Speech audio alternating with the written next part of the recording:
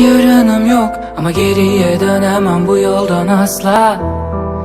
Sanırım çok sonra yürüdüm, kalbimde koca bir yasla. Umudum yok, yeni bir hayal kuramam bu kadar fazla.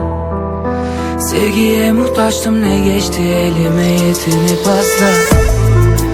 Geriye dönemem, bu eski ben artık buradan uzakta. Yarını göremem, isterim, yok olmuş kalbim tuzakta. Eğer ki olur da gün gelir bir gün ben düşersem akla. Değerim kaldıysa kalbinde, üşüdüm ruhumda sakla.